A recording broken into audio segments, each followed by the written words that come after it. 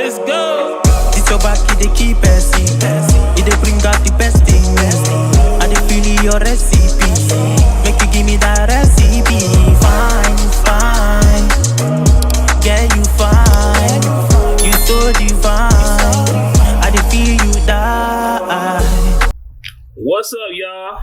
New episode of Awesome Entertainment. We're gonna go over this quick article.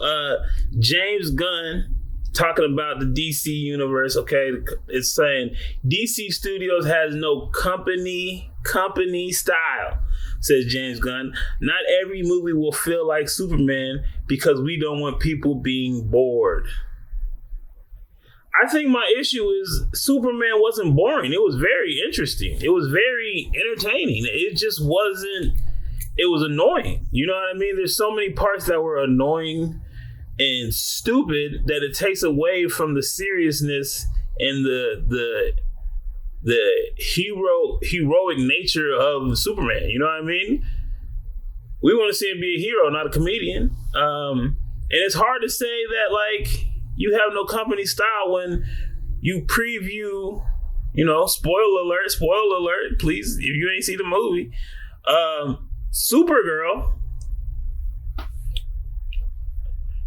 in the movie, and she's a drunk mess, and it's like she's calling him a bitch. So it's like everything you're telling me is that it's going to be the same movie. If you would have communicated like, yo, this is gonna be way different, you know what I'm saying? That end credit scene should have had a different tone. It had the exact same tone, so I'm expecting it to be even worse than this one. But I mean, it's a different director, so. Says, let's start with the article. With over $250 million at global box office in less than a week, Superman is widely considered a win for the new DC universe that James Gunn and Peter Safran are spearheading at DC Studios.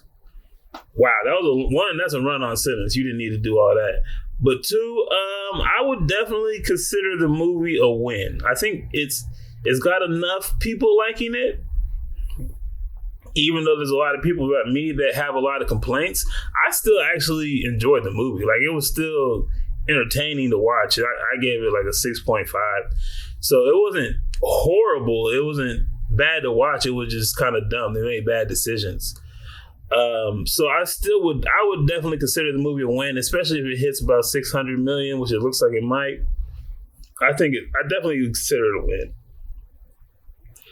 Peacemaker Season 2, followed by the Supergirl movie and the Lanterns television in 2026.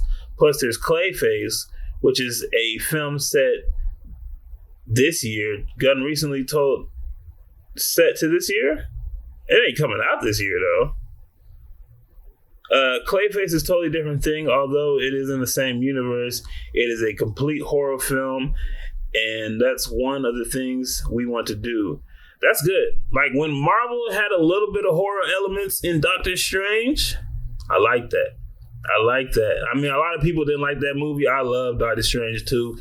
I liked a little bit of horror, the horror in Agatha. You know what I mean? Like certain things should have horror elements. Blade, Ghost Rider. Like that's the stuff we need to see. So that's why I didn't complain too much of Ms. Marvel, because I'm like, okay, this is kind of the pathway this show is supposed to go, even though I don't like it.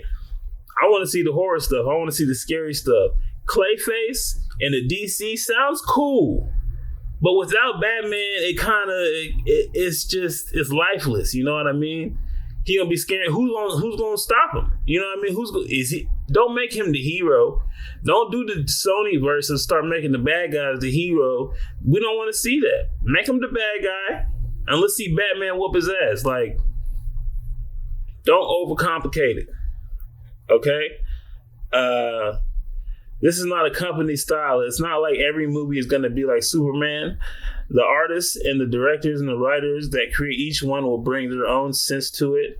We don't want people being bored. I mean, it's not about being boring. It's about being dumb, man.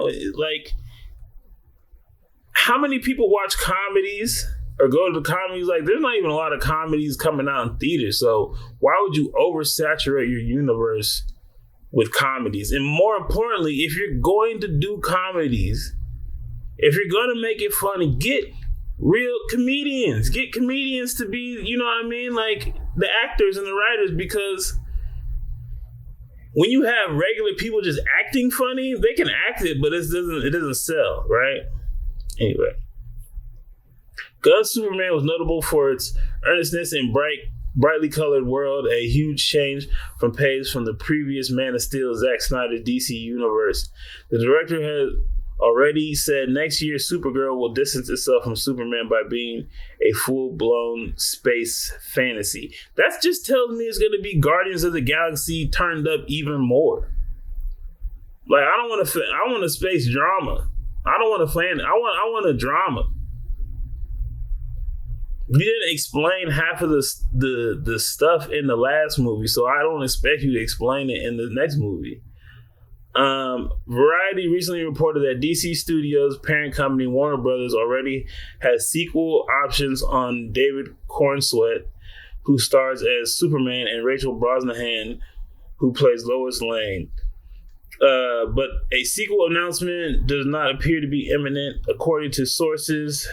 As the studio's fast-tracking Wonder Woman movie, there's also a Batman movie in development that is separate from Matt Reeves' Batman 2, which exists outside of Gunn's DC universe.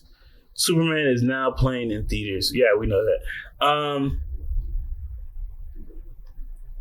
Look, man, y'all might as well just do Superman 2. Like, don't need you might as well not, because if it's what y'all gonna keep cooking up, what are you gonna do with the Batman? My biggest fear is that he's gonna do the Brave and the Bold and make the Batman family basically the Guardians of the Galaxy. He's gonna make Damian Rocket and Batman Star-Lord and Nightwing Drax and Batgirl Gamora. You know, like it's gonna be. Man, I hope not, man. I really like, the one thing I will say about the CW was not good, but they took themselves serious. At least the people in the show were serious about what they're doing. And when you're about to destroy the universe, they weren't cracking jokes. You know what I mean? So, I don't know. He says it's not all going to be the same. We're going to see. I don't know if I want to spend my money to go watch Supergirl. You know, there's a lot of things they tell us it's going to be, and it's never what they say. So, either way, check out the comments.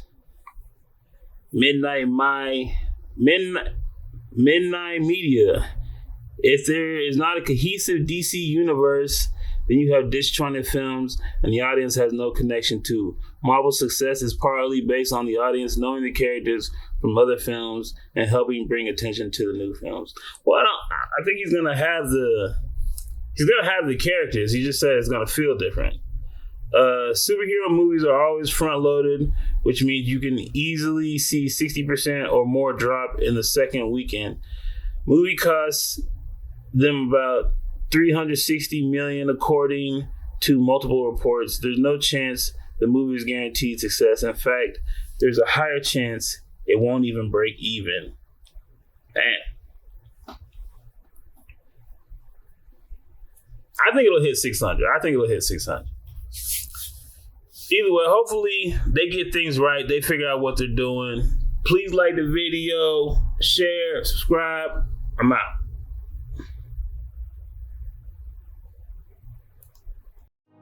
Don't play with my patience, man, they gone with the flow when they tryna fake it.